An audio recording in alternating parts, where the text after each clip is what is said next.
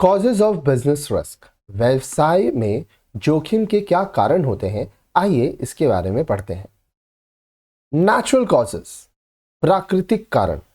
ठीक है, प्रकृति पे किसी का बस नहीं है तो ये तो जोखिम है ही। Fire, flood, storm, cyclone, earthquake, famine, lightning, snowfall, tide, etc. result in loss of life, property, and income. Therefore, natural causes are beyond the control of business.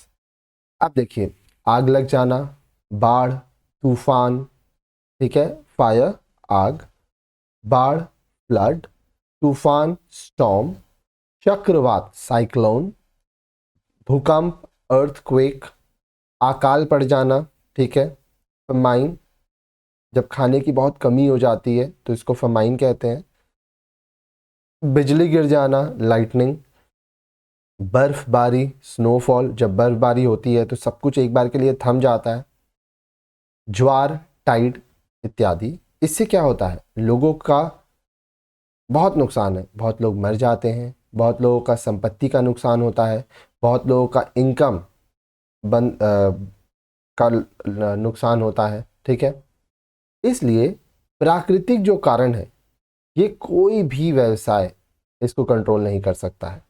ठीक है, आप कभी किसी, आप आग को कैसे कंट्रोल करोगे? अगर शॉर्ट सर्किट हो गया, आग लग गया तो आप कैसे कंट्रोल करोगे? आपको पहले से अगर पता होता कि आग लग सकता है तो आप लगने ही नहीं देते।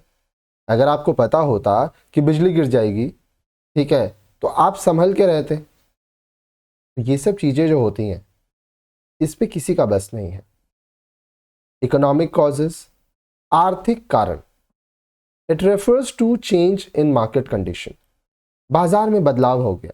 ठीक है, पहले लोग ऑफलाइन पढ़ाते थे, अब ऑनलाइन पढ़ा रहे हैं। ठीक है, तो ये क्या है, ये जोखिम ही तो है। ठीक है, आपको बदलते रहना पड़ेगा।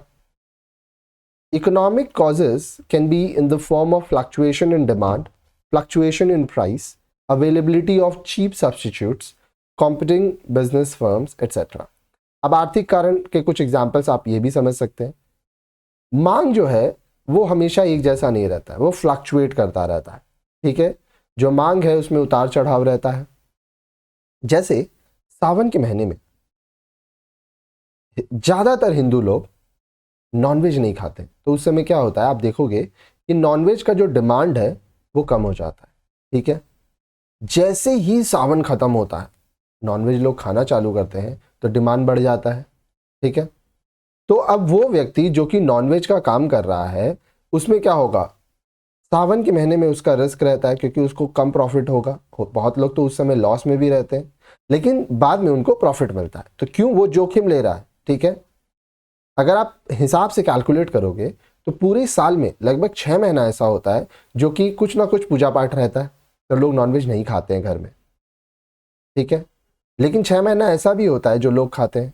बहुत लोग सोमवार, बुधवार, शुक्रवार और रविवार खाते हैं, तो 4 दिन अच्छा सेल है, फिर 3 दिन मंगल, बृहस्पति, शनिवार बहुत लोग नहीं खाते हैं तो सेल कम है। तो जोखिम ही तो है, मांग कभी भी एक जैसा नहीं होगा, डिमांड कभी भी एक जैसा नहीं होगा। फेस्टिवल्स के टाइम जितना कपड़ों का डिमांड होगा वो नॉर्मल डेज में नहीं होगा। ठंड है तो ठंड के कपड़े बिकेंगे, अब गर्मी आ रहा है तो गर्मी का कपड़ा बिकेगा। क्या अभी ठंड का कपड़ा बिकेगा? तो डिमांड हर समय एक जैसा नहीं है। फ्लक्चुएशन इन प्राइस, जो दाम है वो भी चेंज होगा। जब मांग बहुत ज़्यादा है और सप्लाई कम है तो दाम बढ़ेगा, जब मांग कम है सप्लाई ज़्यादा है तो दाम घटेगा। अब चीप सब्स्टिट्यूट, मान लीजिए, अब सब्स्टिट्यूट का मतलब क्या होता है, आप आटा लेते हो। ठीक है, अब आपके पास 2 ऑप्शन, या तो आप चक्की से लो या तो आप पैकेट लो। ठीक है, अब पैकेट वाला मान लीजिए 50 रुपये किलो है और चक्की वाला 40 रुपये किलो है। ठीक है, तो आप कौन सा प्रेफर करेंगे, वो आपको सोचना होगा। अब यहाँ पे आप देखोगे कि 10 रुपये किलो का अंतर है, लेकिन एक व्यक्ति के घर में जहाँ पे 4 लोगों का परिवार है, हर रोज़ 1 किलो आटा तो लग ही जाता है, तो हर रोज़ 10 रुपये, महीने में 30 दिन होते हैं, 300 रुपये। ऐसे ही घर के लोग बजट बनाते हैं। तो आपको मान लो कहीं जाना है, ठीक है, आप कोई बिजनेस कर रहे हो, मान लो एयरलाइंस का आप बिजनेस कर रहे हो और एक रेलवे है, तो ये लोग कैलकुलेट करेंगे कि कौन सा मेरे लिए सस्ता होगा। तो सब्स्टिट्यूट मतलब हो गया कि ये प्रोडक्ट अगर मान लीजिए कोका कोला का दाम 20 रुपया है और पेप्सी का दाम 15 रुपया है, तो हो सकता है लोग पेप्सी लें। क्यों? उसका जो सब्स्टिट्यूट है, कोका कोला का सब्स्टिट्यूट पेप्सी है, थम्स अप है, कोल्ड ड्रिंक्स, तो लोग चेंज करते हैं। ठीक है। कॉम्पिटिंग बिजनेस फर्म्स, अब आप जो व्यवसाय कर रहे हो आप अकेले तो हो नहीं, हाँ मोनोपोली है तो बात अलग है, लेकिन ज़्यादातर व्यवसाय में मोनोपोली नहीं होती है। ठीक है, तो मोनोपोली नहीं है तो बहुत लोग आपके संग कंपटीशन में हैं, तो यहाँ पे भी रिस्क है। जैसे अगर हम लोग एक एग्जांपल लेते हैं, आज से कुछ साल पहले एयरटेल, वोडाफोन, ठीक है, इन लोग मार्केट में थे, और भी कुछ कंपनीज थे जैसे टाटा डोकोमो। ठीक है, कुछ लोगों को तो ये सब नाम भी नहीं पता होगा, टाटा डोकोमो, एक टाइम पे एयरसेल था। ठीक है,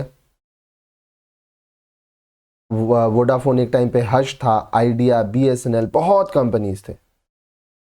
फिर आया जियो। ठीक है, जियो क्या किया, वो 6 महीने तक सब कुछ फ्री कर दिया। जब सब कुछ फ्री कर दिया तो बाकी कंपनीज के लॉस होने लगे, कुछ कंपनीज तो बंद हो गए। इसी तरह से बाजार में जब नए कॉम्पिटिटर आते हैं तो वो सामान इतने सस्ते में स्टार्टिंग में देने लगते हैं ताकि बाजार में जो कस्टमर्स है वो उनके तरफ आए। तो जब कस्टमर आपके दुकान को छोड़ के दूसरे में जाएगा तो आपका तो रिस्क हो जाएगा ना, नुकसान है, लेकिन आप पहले से तो ये सोच नहीं सकते हो। ठीक है, हाँ थोड़ा बहुत कैलकुलेट कर सकते हो। फिर आता है पॉलिटिकल कॉज। अब देखिए राजनीतिक कारण बहुत महत्वपूर्ण होता है। Political cause refers to change in the government policies and laws due to instability of government resulting in change in industrial policy, license policy and tax policy. This may result in the loss to the business. Import and export restrictions, high taxes, rise in interest rate on borrowings, etc. may cause loss to the business.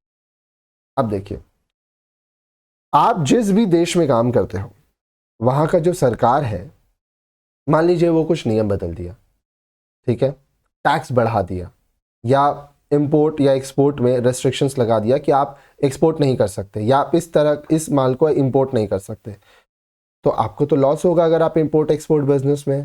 ठीक है, मान लीजिए आप जिस product में काम करते थे उस पर 10% टैक्स था, अब उस टैक्स को बढ़ा के 15% कर दिया, तो 5% का एक्स्ट्रा आपको टैक्स देना पड़ा, तो ये भी तो लॉस हुआ ना। अल्टीमेटली देखिए बिजनेसमैन क्या करता है, वो कस्टमर से ले लेता है, लेकिन आप ये भी समझिए अगर आप प्रोडक्ट का दाम बहुत ज़्यादा बढ़ाने लगे तो फिर आपका भी तो कंपटीशन है और भी तो लोग हैं, तो कुछ नुकसान आपको झेलना होगा। साथ ही साथ आप देखोगे जब हम लोग बैंक से पैसा लेते हैं तो इंटरेस्ट रेट हमेशा सेम नहीं होता है। मान लीजिए सरकार इंटरेस्ट रेट को बढ़ा दिया, तो आप जब लोन लोगे तो आपको ज़्यादा इंटरेस्ट देना होगा, ज़्यादा ईएमआई देना होगा, तो ये सब क्या है, आपको रिस्क है बिजनेस में, इससे बिजनेस को लॉस हो सकता है।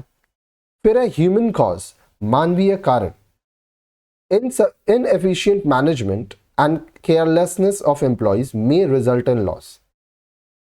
हम लोग जब बिजनेस करते हैं तो हम लोग ये हमेशा देखते हैं कि जो भी लोग हमारे साथ काम कर रहे हैं या हमारे कर्मचारी हैं, हम लोग कोशिश करते हैं कि वो ज़्यादा से ज़्यादा चीज़ों को अच्छे से सीखें, अच्छे से काम कर पाएँ। अगर हमारा मैनेजमेंट अच्छे से काम नहीं कर रहा है, हम लोग का जो लक्ष्य है, जो गोल है, उसकी प्राप्ति नहीं हो रही है, जो कर्मचारी हैं वो केयरलेस है, ठीक है, वो लापरवाही कर रहे हैं, तो हमारा नुकसान होगा। वर्कर्स में डैमेज मशीन्स, इनएफिशिएंट है, उसको काम अच्छे से नहीं आता है, वो मशीन खराब कर दिया। ठीक है, मशीन जब खराब होगा तो आपको तो बिजनेसमैन को तो पैसा देना होगा ना उसको बनवाने के लिए, और जब तक वो मशीन बनेगा नहीं तब तक काम रुका रहेगा। एक तो मशीन खराब हो गया, उसको बनवाने में पैसा दो, वहां पे पैसा गया, साथ साथ जितना देरी वो मशीन खराब है और काम नहीं हो पाया तो वहां भी पैसा गया, तो नुकसान तो है। They may get involve in strike, lockout etcetera which may also result in loss. अब मान लीजिए आपके जो एम्प्लॉयज़ हैं, ठीक है, वो हड़ताल कर दिए, तालाबंदी कर दिए, कारखाने में आपके ऑफिस में काम ही नहीं करने दे रहे हैं, तो नुकसान होगा।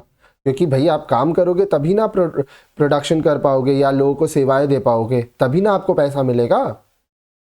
If the management fail in estimating demand for products, loss में अराइज। अब मान लीजिए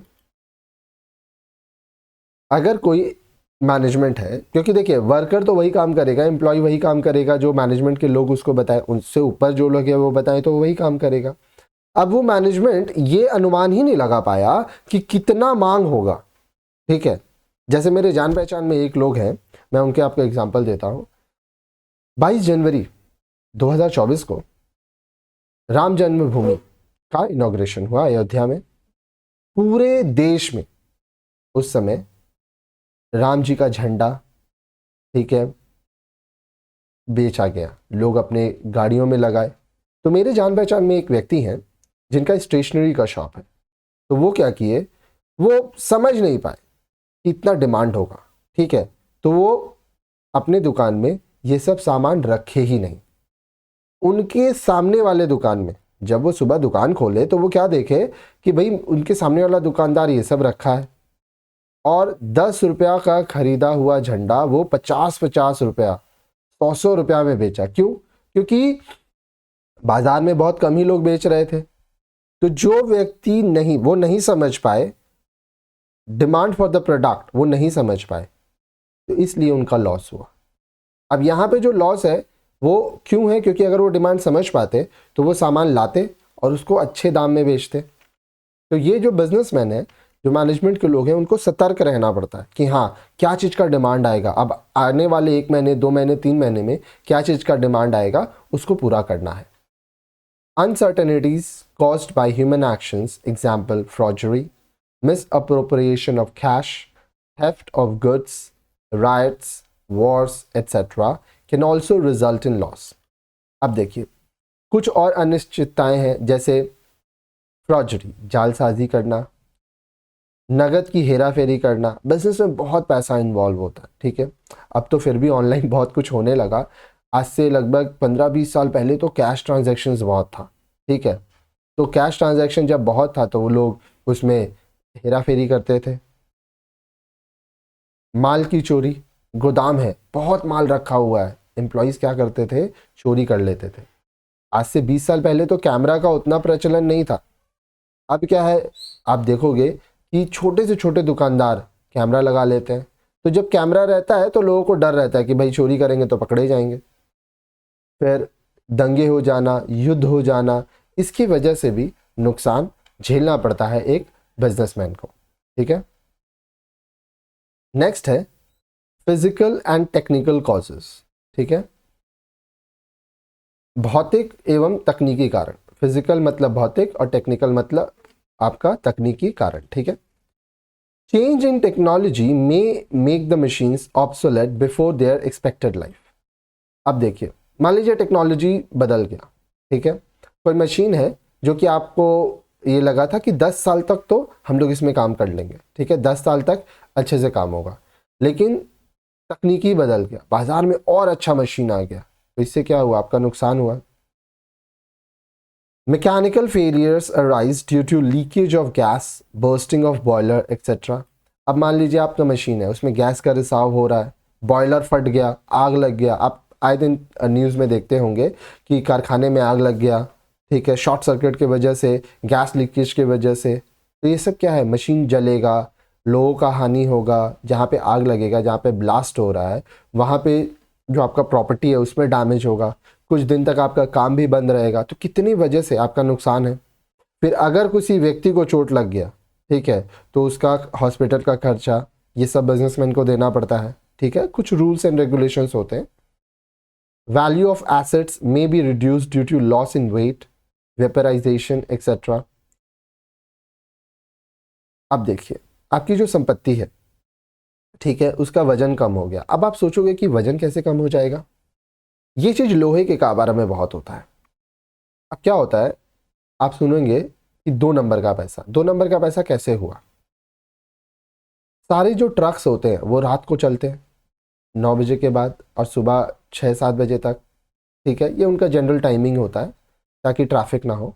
वो लोग क्या करते हैं, मान लीजिए एक ट्रक ड्राइवर है, उसके पास 1000 किलो लोहा है, ठीक है, वो लेके जा रहा है कहीं पहुंचाने, ठीक है।